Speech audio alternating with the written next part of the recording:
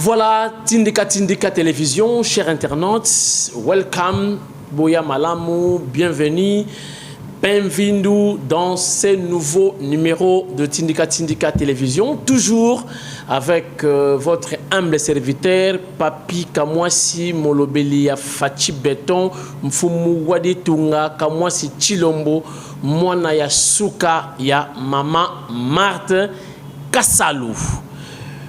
Merci en tout cas pour la fidélité surtout et puis ndenge bo kangama na tindika oyo bisopeto kangama na bino réciprocité wana tozana ngo besoin to lingana ya mingi sans intérêt na biso zali Congo.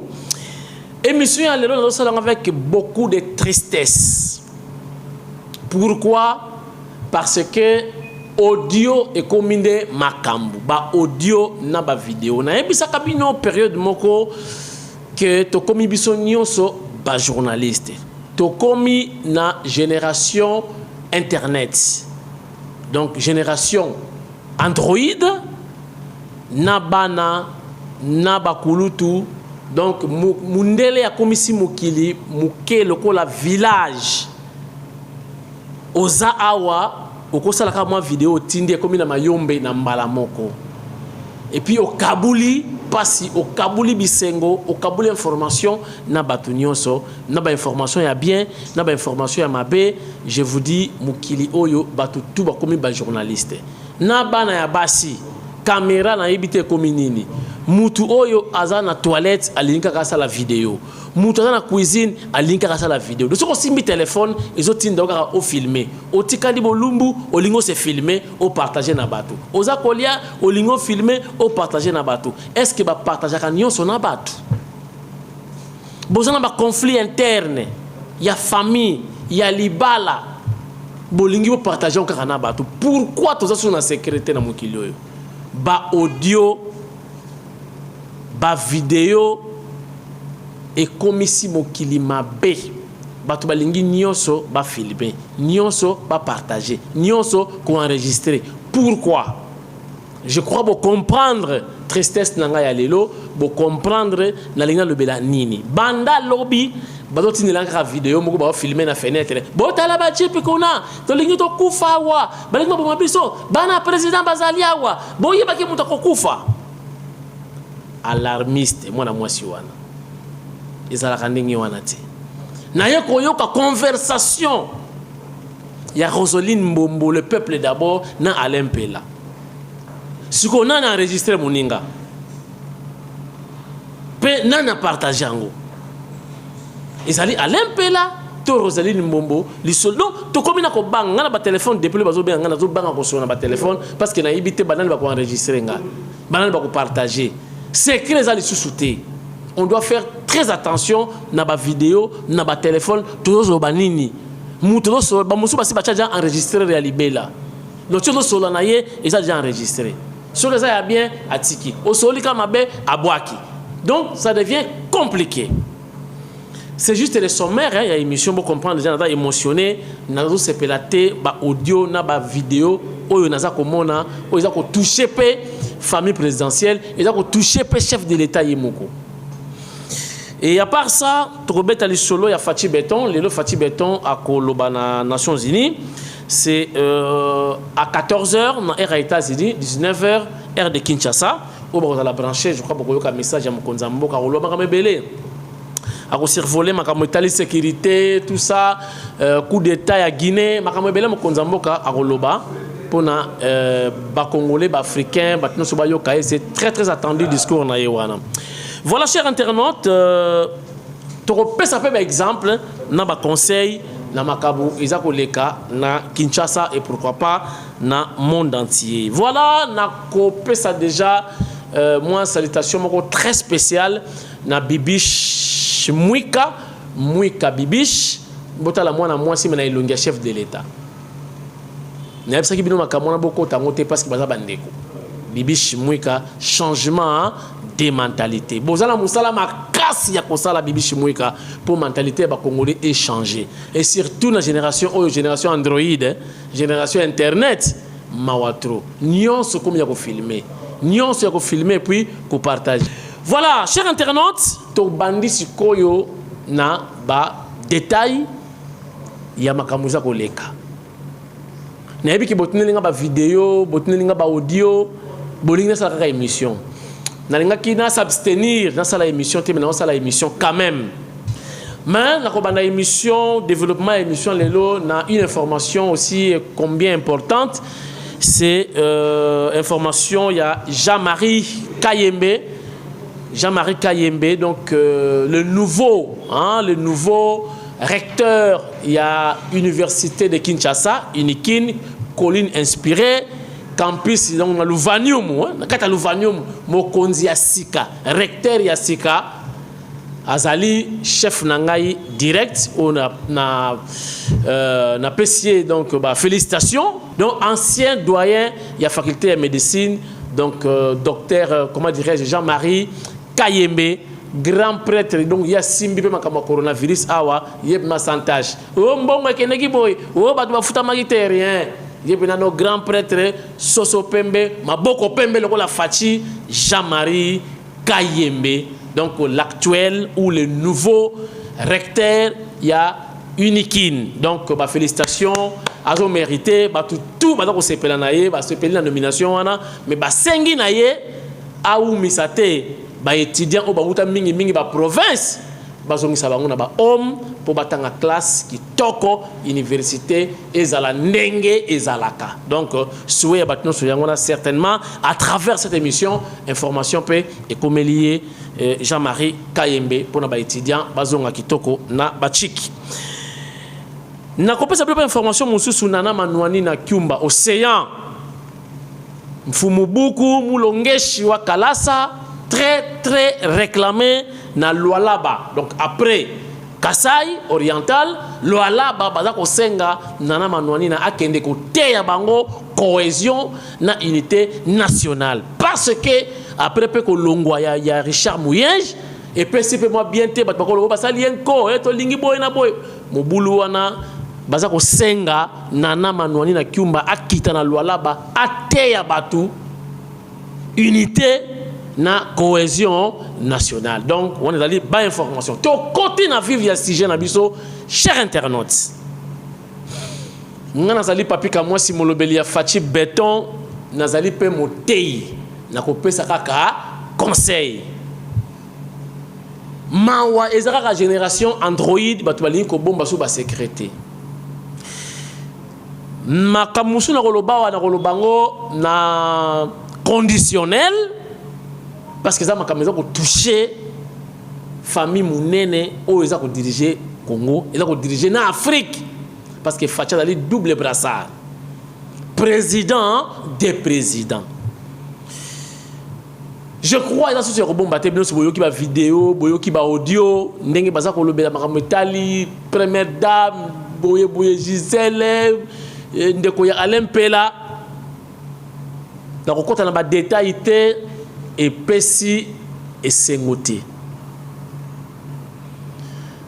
na salaki lokola na critiquer vidéo wana ya lobby na yeko yoka siko audio Alain Pela na Rose Mbombo nazongi pe na sima nazongi pe mutu mais selon Barimer là je insiste selon Barimer il semble que la sœur ya Alain Pela comportement de ils ont fait ça bien dit.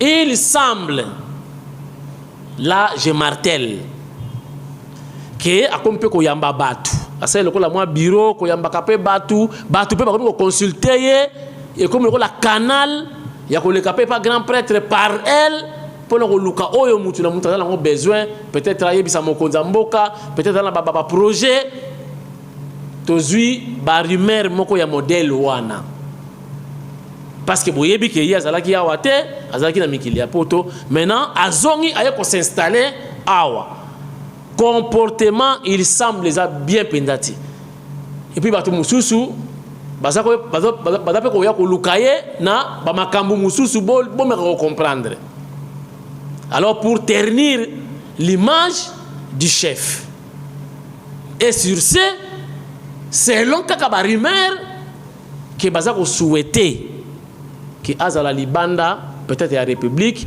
azala quelque part, azala logé, azala bien, peut-être pour nous soigner l'image. Ya mokonzi. Je crois, je me fais comprendre.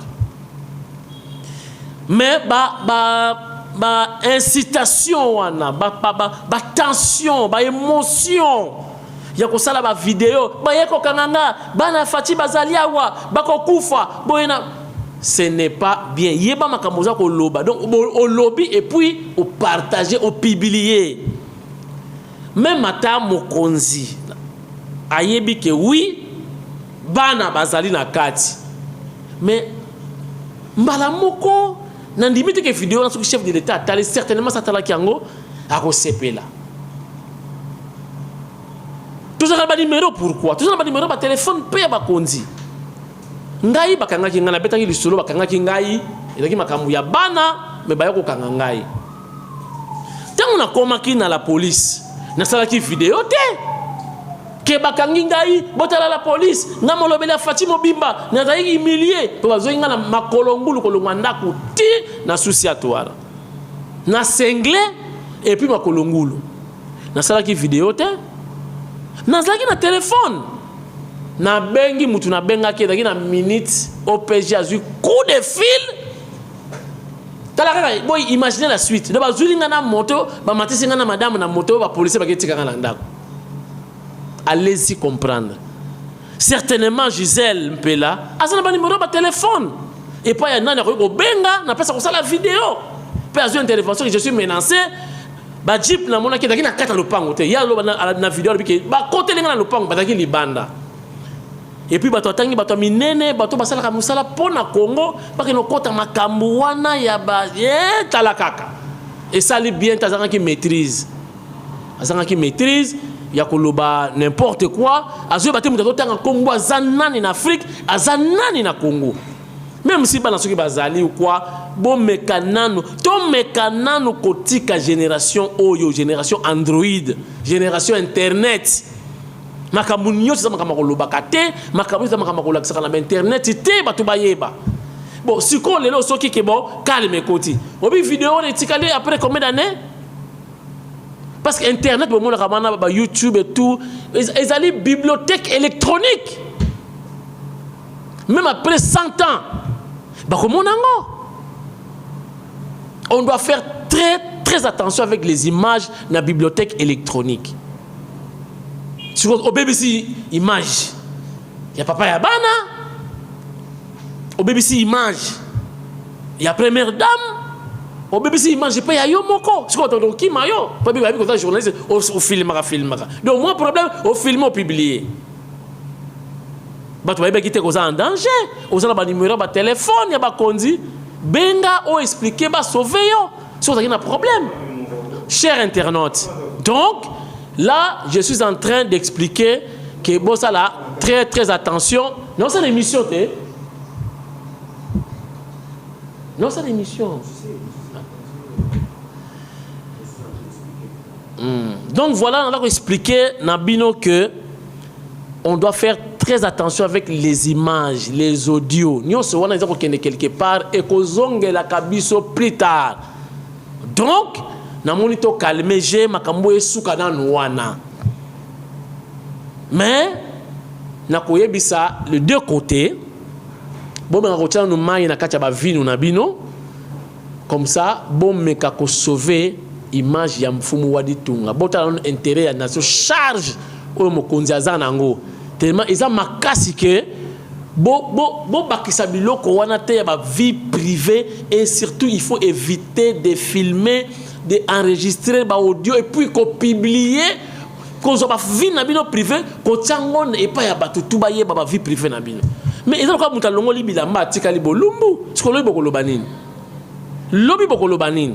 Vous pouvez récupérer ma vidéo, vous pouvez traiter, vous pouvez comment publier, vous partager comme le lit pendant Gouba. Vous pouvez filmer la cigarette. Et c'est une honte. Maréchal Mobutu paye à son âme. Je crois que vous avez maman Boni. Les Boré, vous avez la génération Android. Musée Laurent Désiré Kabila, paix à son âme également, n'a pas eu de marbre wana. Vous voyez, pas boni. Topé ça va conduire respect. S'il vous plaît, ba makambo na privé, ba to bazana ngo besoin te. Ba to bazana besoin soso ekita. Ba lia bien, ba bongisa banzela, ba étudier ba kendaka na ba bis na bango universitaire. Ba to bazana besoin ba salaire mata, ba médecin ba prime na bango ba futa. Ba to vivre bien, insécurité ici là. Ba bourse ba to ke tanga libana ya mboka na ba condition ya bien. Ndé eloko ba to ko zela yango na bo betaka masolo wana. Biloko na privé, ba to na besoin na ngoti. Siko batalamuka bazwi yango, bata Moïse bazwi yango, bata balingaka Fatite bazwi yango, siko toza to fazete. Tindika loba nanu, tala vidéo, ngamo batelenga ngota 60 fois vidéo wana depuis lobby. Poto ke nango wapi. Et ça ma kamna dans le privé, ça n'a rien à voir dans la République, ça n'a rien à voir avec le pays. Botika ko ternir image ya chef de l'État. Ba fiti ya président ba ko ternir image na ye. Na bino bata famille. Ce n'est pas bien. Boluka, solution rapide pour Makamoyo et cesser. Je crois Nasalaki émission Oyo uniquement pour la situation Oyo et Pesibiso Mawa Sony Nakati ya libota famille ya grand prêtre Makamaboye et Bimaka. Maman Marthe Kassalu yonde maman na biso nyonso no sa avo no sa mai